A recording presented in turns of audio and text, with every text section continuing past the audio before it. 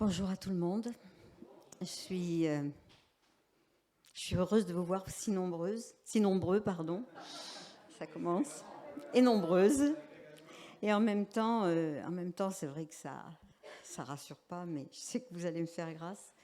Et puis j'accueille aussi tous ceux qui sont derrière la caméra parce que ça fait partie de la famille aussi. Voilà, ce message que je voudrais partager avec vous, je l'ai reçu il y a plusieurs semaines en arrière. Dieu sait toutes choses, parce qu'entre-temps, il a pas mal bousculé ma vie. Et je crois que je n'aurais pas eu le temps de préparer quoi que ce soit ces derniers temps. Voilà. Donc, on va lire Hébreux 6:10. Car Dieu n'est pas injuste pour oublier votre travail et l'amour que vous avez montré pour son nom, ayant rendu et rendant encore des services aux saints. Nous désirons que chacun de vous montre le même zèle pour conserver jusqu'à la fin une pleine espérance, en sorte que vous ne vous relâchiez point et que vous imitiez ceux qui, par la foi et la persévérance, héritent des promesses. J'ai demandé à Nadia de laisser ce texte parce qu'il est important. Donc ce matin, mon partage se nomme « Des petites choses motivées par un grand amour ». Donc il y a quelque temps, effectivement, j'ai été interpellée en relisant la lettre aux Romains. Et comme d'habitude, j'ai une nouvelle fois j'ai failli passer sur tous les noms qui sont à la fin de cette lettre. Souvent, Paul parle de noms qu'on ne connaît pas. Lui, il les a connus, mais pour nous, il n'y a rien de spécial. Il les salue, il les remercie, il les aide, il les recommande. Mais à ce moment-là, alors que j'allais passer par-dessus, le Seigneur, le Saint-Esprit m'a rappelé à l'ordre. En effet, je pense que tout ce qui est dans la Bible, ou plus exactement, rien de ce qui se trouve dans la Bible est là par hasard. Dans Apocalypse, au dernier chapitre et au verset 18, il est écrit « À tous ceux qui entendent les paroles de Dieu, écrites dans ce livre, voici ce que moi, Jean, j'affirme. Si quelqu'un ajoute quelque chose à tout cela, Dieu lui ajoutera les grands malheurs écrits dans ce livre.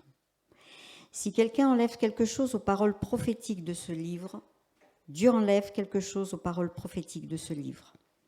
Dieu lui enlèvera aussi sa part de promesse de ce livre.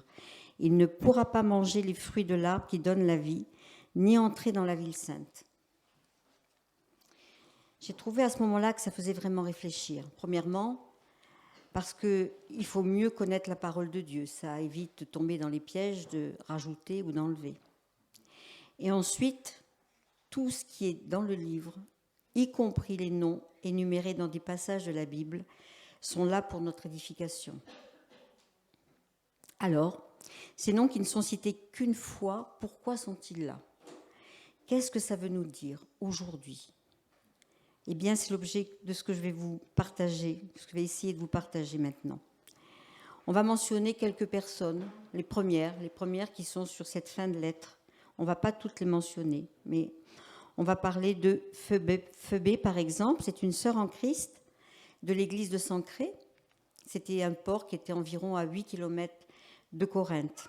Elle a beaucoup aidé Paul et aussi beaucoup de gens. Elle était diaconesse.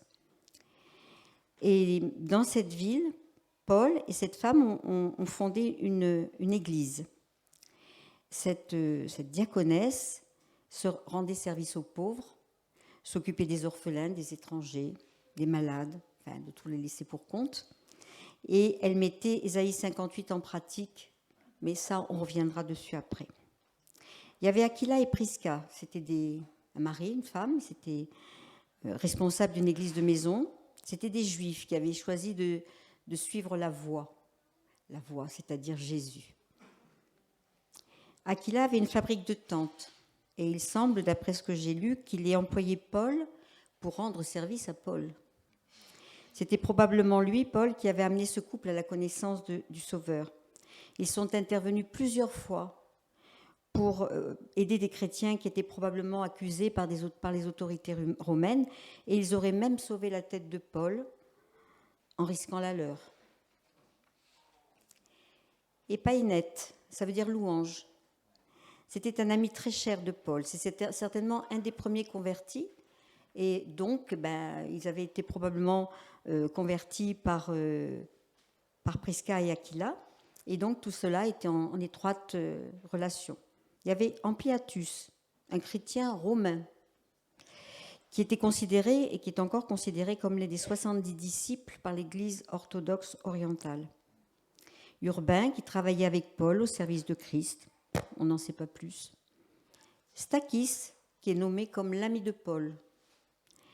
Il y avait Apelles, qui s'est montré un vrai chrétien. Louis II dit qu'il a été éprouvé en Christ. Ça veut dire que c'est un chrétien qui a connu probablement la persécution. Et puis, si vous lisez, vous verrez qu'il y a encore une bonne vingtaine de personnes qui sont citées dans ce passage, comme Tryphène, Tryphos, Perside, qui ont beaucoup travaillé pour le Seigneur. Pas pour Paul, pour le Seigneur. Ou encore la mère de Rufus. Son prénom n'est même pas nommé. Mais Paul dit qu'elle était aussi une mère pour lui. Toutes ces personnes ont œuvré à l'avancement du royaume de Dieu et elles ont accompagné le ministère de Paul. Pardonnez-moi, mais on est loin des stars évangéliques. À cette époque, et comme dans toutes les époques, il y a eu des hommes et des femmes qui travaillaient et qui travaillent encore plus ou moins dans l'ombre pour apporter leur pierre à l'édifice de l'Église, au corps de Christ. C'est leur cœur pour le Seigneur qui parle avant tout. Ce n'est pas une obligation. Il n'y a pas besoin pour ces personnes d'avoir de la reconnaissance de la part des hommes. Mais avec le Seigneur, on sait que rien ne se perd. C'est écrit là. Quand nous agissons par amour pour lui. Est-ce que vous savez que pour être reconnu juste en Israël, il faut avoir porté secours au moins à une personne juive pendant la dernière guerre? Mais aussi, pour avoir ce titre prestigieux, on peut avoir contribué à sauver des centaines de juifs, comme par exemple Oskar Schindler, peut-être que vous le connaissez, ou simplement avoir donné un verre d'eau à un juif. Dans le Talmud, qui est l'étude du texte du judaïsme rabbinique, il est écrit « Celui qui sauve une seule vie, sauve le monde entier ». Et ce qui est drôle, c'est que dans la Nouvelle Alliance, dans Matthieu 10, 42, il est rappelé que si quelqu'un donne à boire à l'un de ses petits, parce qu'il est mon disciple, il aura sûrement sa récompense. Le pont est fait, n'est-ce pas, entre l'ancienne alliance et la nouvelle. Le pont est même fait, j'oserais dire, entre les chrétiens et les juifs. Pour revenir à la fin de la lettre de Paul aux Romains, et il en nomme souvent dans toutes ses lettres, j'ai fait aussi le parallèle entre la généalogie biblique, entre Abraham et Jésus. Toutes les personnes qui sont citées dans ces généalogies ne sont pas toujours connues. Il y en a beaucoup qui sont connues, mais il y en a quelques-unes, allez les voir, qui ne sont pas connues. On ne sait pas ce qu'elles ont vraiment fait. Mais toutes sont importantes et elles constituent le lien essentiel et le lien générationnel entre Abraham et le Messie. S'il manque une personne, il n'y a plus rien qui tient debout. Tout s'effondre. Le pont a été construit, il a été bâti pièce par pièce par le Seigneur avec bien des personnalités, des origines, des talents différents, mais chaque individu reste indispensable à la construction de l'avancement du royaume de Dieu sur la terre. Ils avaient tous quelque chose à faire dans leur temps. Chaque geste en faveur de notre prochain reste le matériau indispensable pour faire connaître l'amour de Christ et pour changer la société dans le temps de notre génération. Florian parlait, mimait de la génération de Joseph. C'est exactement ça. Nous connaissons tous Joseph, mais autour de Joseph, il y a eu des anonymes qui ont contribué à mettre en place la vision que le Seigneur avait donnée à son serviteur. Joseph a eu la vision, mais c'est servi de gens qui même peut-être n'ont pas su qu'il servait la vision. Dieu fait ce qu'il veut. Il se sert de qui il veut, comme il veut. Si nous regardons l'exemple de Jésus, il n'a pas manqué de pourvoir aux besoins purement naturels des êtres humains qui le suivaient et l'écoutaient. Le premier miracle qu'il a fait, c'était de changer l'eau en vin. Il a fait distribuer par 2 fois, en tous les cas pour ce que nous en savons, des repas à base de poissons et de pain à des foules entières. Il nous est aussi raconté qu'après la résurrection, Jésus a été sur une plage pour faire un barbecue avec des poissons et du pain. pour ses disciples qui revenaient d'avoir péché, qui ont essayé de pécher toute la nuit et qui étaient fatigués. Bon, on sait que l'histoire ne s'arrête pas là, hein, qu'il y a aussi un but spirituel. Mais il y a eu ce geste d'amour de la part de Jésus. Encore un geste pour répondre à un besoin essentiel de l'homme. N'oublions pas que dans la première alliance, l'Éternel a pourvu à la manne dans le désert, à l'eau, aux vêtements. Et avant même cet événement, il a pris soin d'Ismaël et d'Agar. Et il a ouvert les yeux d'Agar afin qu'elle puisse voir un puits d'eau dans le désert et faire boire son fils. Dans Genèse 21, 20, il nous est dit « Elle alla remplir l'outre d'eau et fit boire l'enfant. » Et ça m'interpelle tout le temps parce qu'il y a toujours ce verre d'eau là quelque part. Hein. Parfois on se pose la question de comment devenir plus spirituel, comment ressembler plus à Jésus. Il y a plein de bouquins qui ont été écrits là-dessus. Moi je crois que personnellement c'est avant tout restant dans le naturel avec un cœur accroché au spirituel, c'est-à-dire au Seigneur. Que ferait Jésus à notre place ? La réponse, elle est toujours très simple. Hein. Aimer et porter secours, sans roulement de tambour. Dans le chapitre de Matthieu 25, juste après la parabole des 10 vierges, qui, je le rappelle, restent aux aguets pour le servir, et aussi la parabole des talents qui est là, et qui n'est rien d'autre que de faire fructifier ce que nous avons reçu pour le mettre au service de notre prochain. Il y a ce passage à partir du verset 34 qui nous parle du Fils de l'homme qui viendra juger le monde. Alors le roi dira à ceux qui sont à sa droite, « Venez, vous que mon Père bénit, recevez le royaume de Dieu que Dieu vous a préparé depuis la création du monde. En effet, j'ai eu faim et vous m'avez donné à manger. J'ai eu soif et vous m'avez donné à boire. J'étais étranger, vous m'avez accueilli. J'étais nu et vous m'avez donné des vêtements. J'étais malade et vous m'avez visité. J'étais en prison et vous êtes venus me voir. » Ceux qui ont obéi à cette parole vont s'étonner. Ils n'auront pas le souvenir d'avoir fait ces choses pour le Seigneur. Mais Jésus dira, « Je vous le dis, c'est la vérité. Chaque fois que vous avez fait cela à l'un de mes frères, à l'un des plus petits, c'est à moi que vous l'avez fait. » Ah oui. Donner un verre d'eau à une personne en souffrance, c'est donner un verre d'eau à Jésus, ni plus ni moins. Rappelons-nous de la définition du juste par la nation juive. La bonté, ce n'est pas une compétence. Il n'y a pas de formation pour nous permettre de devenir bon. Moi, j'en ai fait plein des formations, mais celle-là, je ne l'ai pas fait, je n'ai pas trouvé. La bonté, c'est la manifestation de gestes qui viennent du cœur et qui s'activent spontanément en faveur de l'autre, sans rien retenir. Dans l'introduction de ce message, Paul évoque des personnes qui chacune à leur tour ont servi le royaume de Dieu.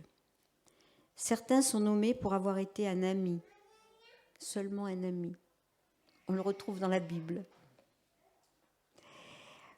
Oui, mais les amis ont souvent le même centre d'intérêt. Et surtout, il y a un partage de confiance, d'engagement, d'alliance, de vérité, de sincérité. Normalement, dans l'amitié, on ne se juge pas. Normalement. On ne se trahit pas. On ne se jalouse pas. On se réjouit de la réussite de l'autre. Est-ce que ça ne nous rappellerait pas un petit peu 1 Corinthiens 13 ? Et puis, c'est le compagnon de route par excellence.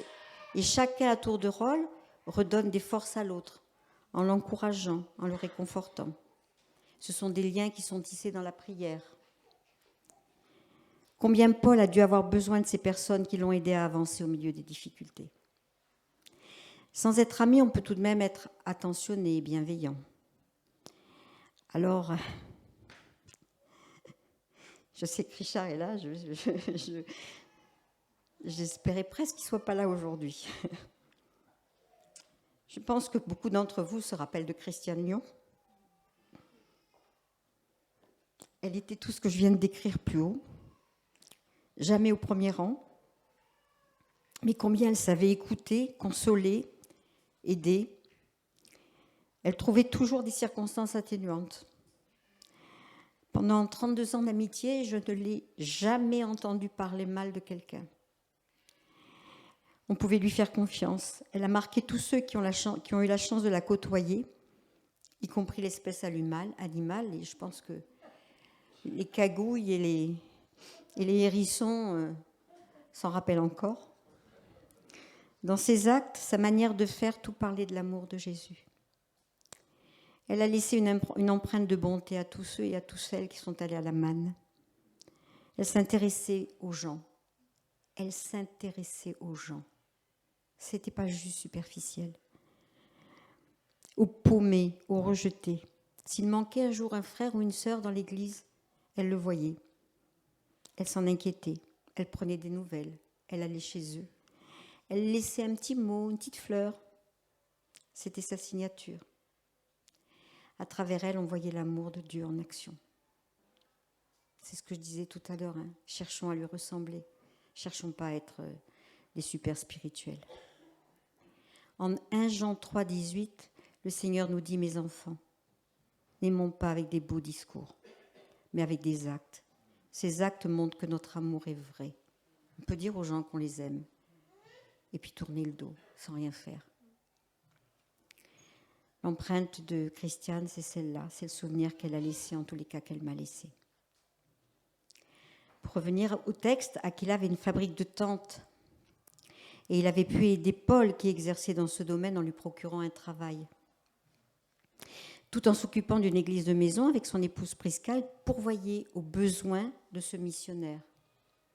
Et là, c'est donc le naturel qui rejoint le spirituel.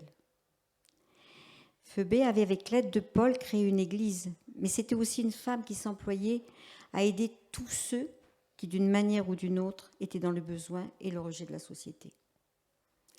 Et là, c'était le spirituel qui venait au secours du naturel. Et ça m'a fait penser à l'échelle de Jacob. Vous savez, les anges qui montent et qui descendent, qui montent et qui descendent. En fait, le naturel qui rejoint sans arrêt le spirituel. Et ça, c'est ce que doit être notre vie. On ne peut pas être que spirituel, ou alors il faut, je sais pas moi, vivre sur un nuage. On doit être d'abord naturel, sur le naturel, sur la terre, en pensant tout le temps et en rejoignant tout le temps les désirs du Saint-Esprit, dans le spirituel. Qu'est-ce qui peut donner envie au monde dans la société actuelle de se tourner vers Jésus ? Nos belles phrases, nos beaux discours, nos coups de Bible. J'ai été une spécialiste dans un temps un peu lointain. Ne serait-ce pas plutôt en mettant nos cœurs, nos mains, nos pieds au service de ceux qui sont en manque de repères, dans une confusion totale et qui cherchent dans des faux dieux des solutions à leur désespérance. Et quand je dis des faux dieux, c'est pas seulement des cartomanciennes, des horoscopes ou je ne sais quoi, c'est souvent des addictions. Nous serons probablement jugés, rejetés, moqués par nos contemporains. C'est plus tellement à la mode de tendre la main vers l'autre. Ce qui est bien, ce qui est dans la nature du temps, c'est plutôt l'égoïsme.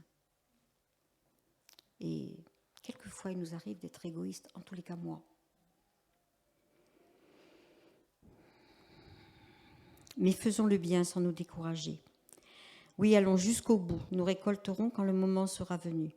Alors, pendant le temps qu'il nous reste, travaillons pour le bien de tous, surtout pour ceux qui partagent notre foi. Pas moi qui l'ai dit, c'est Jésus. Je n'ai pas dans l'idée que Paul était le plus doux des hommes. Vous, je ne sais pas, mais moi, je pense qu'il ne devait pas être très doux.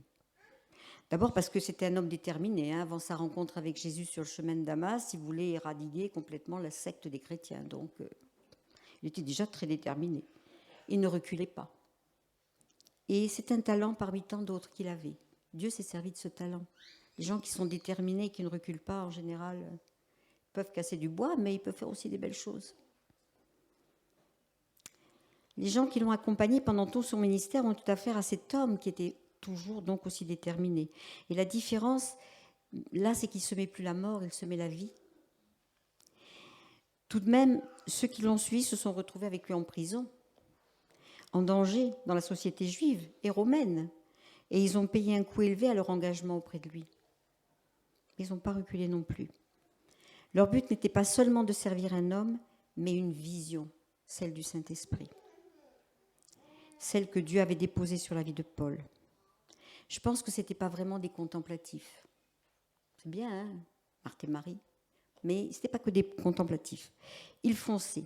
Leur moteur, c'était le bouillonnement de leur cœur, de leur foi. Ils avançaient, ils travaillaient sans se relâcher, et ils semaient tout ce qu'ils pouvaient pendant leur vie sur la terre. Aujourd'hui, nous sommes évidemment au bénéfice des patriarches, des disciples, mais avec un grand mais, nous sommes aussi au bénéfice d'innombrables inconnus qui ont œuvré dans l'ombre, debout pour le Seigneur. Leur nom n'est pas toujours inscrit dans la Bible, mais il est dans le cœur du Père et dans le livre de vie, le leur. Si on pense à Vie Nouvelle, par exemple, on connaît l'histoire de ce lieu, la Graus. Jean Hubert nous l'a rappelé il n'y a pas longtemps. La foi, l'écoute de Dieu, l'envie de servir, l'envie d'être engagé, un engagement total de toute une famille a permis à cette église d'exister en pleine campagne et que toutes les œuvres puissent se former aussi autour. Mais moi, j'oublie pas, et je pense que les Mazel non plus, les hommes et les femmes qui sont passés ici. Il y en a qui sont passés très peu de temps, il y en a d'autres comme nous qui sommes restés, mais il y en a plein qui sont passés. Ils ont fait un bout de chemin aux côtés de la famille Mazel et ils ont servi la vision que cette famille portait.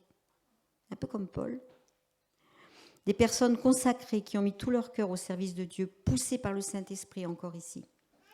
Des anonymes, quelques-uns parmi eux ont déjà rejoint la maison du Père. Maintenant, il y a encore aussi beaucoup de personnes qui œuvrent dans l'ombre. Ils ne sont jamais sur le devant, mais tellement indispensables. En ce temps-là, il y a eu des murs qui ont été bâtis, des charpentes qui ont été montées, des terres qui ont été remblayées, des peintures qui ont été faites, des terrains nettoyés, des bâtiments de culte qui a vu le jour, un bâtiment de culte qui a vu le jour. Plus tard, une épicerie sociale, une école. Et qu'est-ce que je ne sais pas de tout ce qui va encore s'ajouter ici? Plein de choses certainement. Tout s'est fait dans le temps du Seigneur avec des appels qui ont résonné dans des cœurs bien disposés. N'oubliez pas les appels que Dieu a mis en vous à un moment donné. C'est pas trop tard.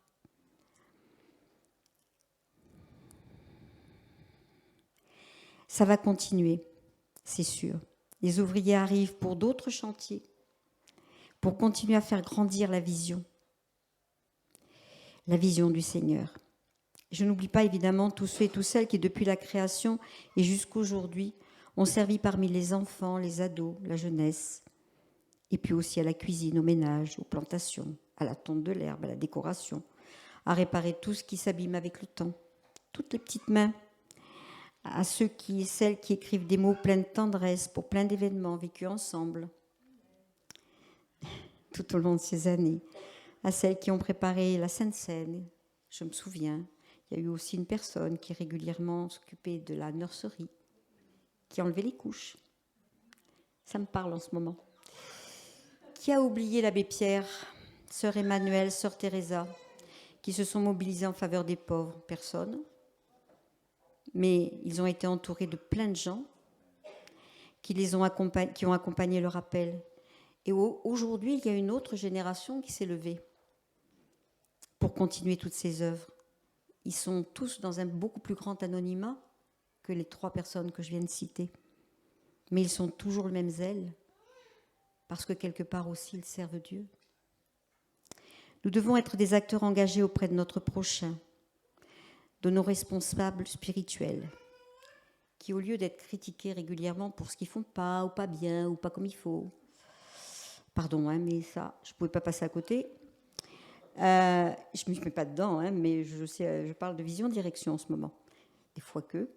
Donc, je pense qu'ils ont plutôt besoin d'encouragement, ils ont besoin d'aide, qu'on se retrousse les manches, pour faire une différence dans ce monde.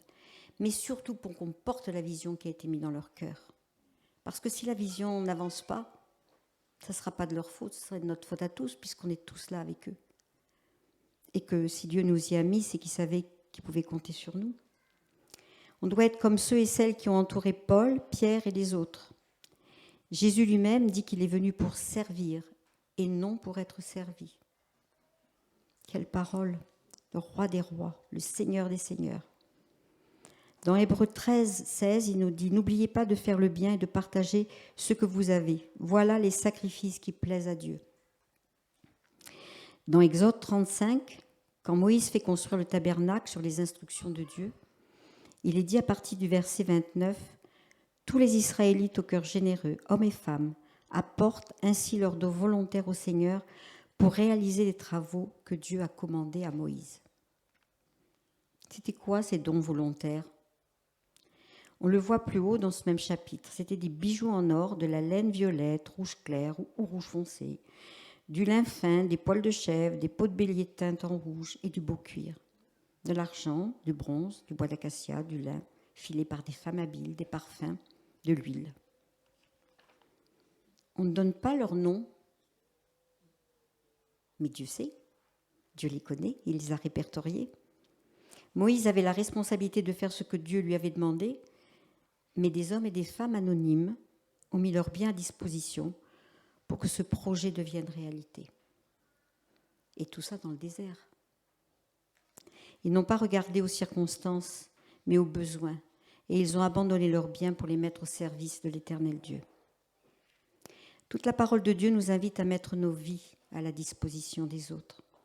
Dans Hébreux 13, 2 et 3, il est dit « N'oubliez pas de bien recevoir ceux qui viennent chez vous. Quelques-uns, en faisant cela, ont reçu des anges sans le savoir. Pensez aux prisonniers comme si vous étiez en prison avec eux. » Et là, je ne parle pas que de portes ouvertes. Je vais régulièrement en prison depuis quelque temps.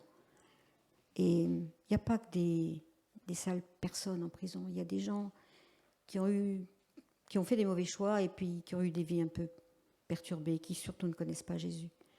C'est bien d'amener Jésus dans les prisons et d'éclairer les ténèbres. Pensez à ceux qu'on torture comme si c'était vous qu'on torturait. Ça, c'est nos frères, évidemment, et nos sœurs dont Porte Ouverte nous parle régulièrement et qu'on doit soutenir. Jacques 1, 27 nous dit « Aux yeux de notre Père, voici la façon parfaite de pratiquer la religion. Prendre soin des orphelins et des veuves dans leur malheur et ne pas se laisser salir par le monde. Ne cherchons pas la notoriété. Le bon samaritain, il est resté anonyme, il est juste samaritain. Même moi, je ne connais pas son nom. Mais il a eu un comportement extraordinaire. Il a pris soin de l'homme blessé. Il a mis l'évangile en action et ce n'est pas resté de la théorie. Il y avait des religieux qui connaissaient les Écritures, qui ne sont pas arrêtés. Mais le bon samaritain anonyme, lui, s'est arrêté. Et Dieu parle de lui. Ce n'est pas un seul acte de service que nous rendons, il n'y a pas, un seul acte de service que nous rendons qui n'est pas inscrit dans le livre qui nous concerne. Pas seulement l'acte, mais le cœur avec lequel nous le faisons. Pour qui nous le faisons? Pourquoi nous le faisons? Je vous encourage à nous lever pour lui, pas pour avoir de la reconnaissance de la part des hommes, parce que ça pourrait flatter notre ego, mais parce que nous avons été placés dans ces temps à cet endroit, avec ceux qui forment le corps de Christ ici, et que nous y avons notre part à faire. J'y reviens, j'enfonce le clou régulièrement, mais je pense que c'est important. Ésaïe 58 nous dit « Voici le jeûne qui me plaît. Libérez les gens enchaînés injustement. Enlever le joug qui pèse sur eux. Rendre la liberté à ceux qu'on écrase. Bref, supprimer tout ce qui les rend esclaves. » Alors oui, bien sûr, on sait qu'il y a des principautés qui ne veulent pas du bien et il faut les libérer. Mais il y a aussi des gens qui ont juste des catastrophes dans leur vie et qui les rend esclaves. C'est partager ton pain avec celui qui a faim, loger les pauvres qui n'ont pas de maison, habiller ceux qui n'ont pas de vêtements. C'est de ne pas te détourner de celui qui est ton frère, au sens large. Alors ta lumière jaillira comme l'aurore et ta plaie se fermera vite. Des bonnes actions marcheront devant toi et la gloire du Seigneur fermera la marche derrière toi. Comme des airs, vous savez, les Hébreux, d'un côté et de l'autre. Qui pourrait ne pas avoir envie de vivre ça? Lisez le chapitre tout entier, c'est vraiment intéressant. Soyons comme ces gens qui sont nommés dans les lettres de Paul, des filles et des fils qui ne retiennent pas leur vie, mais qui la donnent par amour pour ce Jésus qu'on a chanté tout à l'heure, qui n'a rien retenu et qui nous a fait voir le chemin de l'amour parfait. Si on réfléchit à ceux qui dans la Bible ont travaillé dans l'ombre, eh bien, moi j'ai trouvé un super bel exemple, c'est Joseph. le mari de Marie. Parce qu'on n'en parle pas beaucoup, on ne sait pas grand-chose sur lui, mais Dieu l'a choisi, alors il connaissait le cœur de cet humble serviteur, il connaissait son obéissance. Quelle vision il a servi. Il a juste été celui qui a éduqué le Sauveur, le Rédempteur, le Seigneur des Seigneurs, le Roi des Rois. Le Père lui a confié ce travail extraordinaire d'éduquer Jésus. Et il a sûrement été un modèle pour Jésus. Et si Joseph n'avait pas épousé Marie?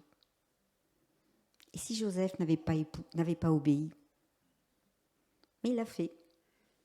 Et il est juste passé pour sauver Marie et Jésus au moins 2 fois, pour pouvoir prendre soin, pour le faire voir un métier, enfin, un anonyme parmi les anonymes. Hein. Il est vraiment de ceux qui ont travaillé dans l'ombre pour amener le royaume, alors là, c'est le cas de le dire, sur la terre. Aujourd'hui, c'est la fête des mamans. Et j'aimerais venir sur ce sujet un tout petit peu. Saviez-vous que El Shaddai, dans nos Bibles, est traduit par Dieu tout-suffisant, mais qu'en fait, en hébreu, c'est le Dieu des mamelles. Et le mot qui est traduit par miséricorde est en fait le mot qui nomme l'endroit où se développe la vie, c'est-à-dire l'utérus. Dieu n'est pas qu'un père, il a un côté mère qui est très développé. Lisez l'Écriture et vous verrez qu'il berce souvent sur ses genoux. Je ne vais pas trop m'étendre sur ces définitions parce qu'elles sont très riches et il faudrait autre chose, mais je voudrais juste m'arrêter justement sur le côté maternel de Dieu. Et les mamans comprennent très bien ce que je veux dire. Et je dois dire que les papas de la nouvelle génération aussi. Mais c'est la fête des mamans aujourd'hui. Là encore, on trouve ce travail dans l'ombre qui est fait de multiples petits gestes et d'attention que nous développons pour aider nos enfants dans leur marche vers leur destinée. Le lien qui a été établi dans le ventre de la maman est incomparable à aucun autre. Une maman prend soin, elle console, elle enseigne, elle entoure d'affection, elle redresse.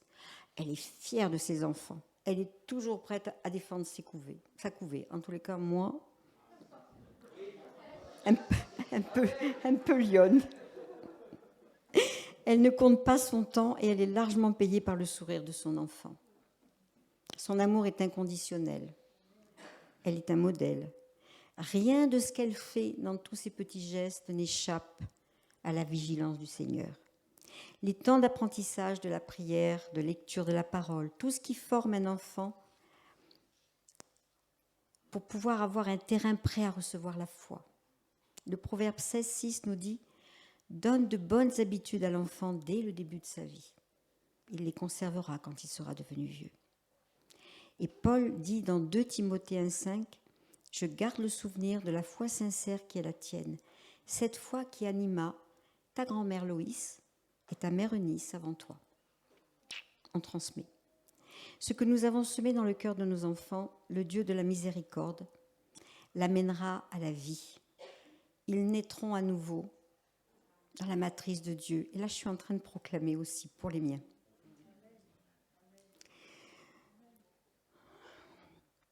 Ils naîtront à nouveau dans la matrice de Dieu, car nous aurons semé quelquefois dans un cœur qui était tout prêt à recevoir, bien labouré par le Seigneur.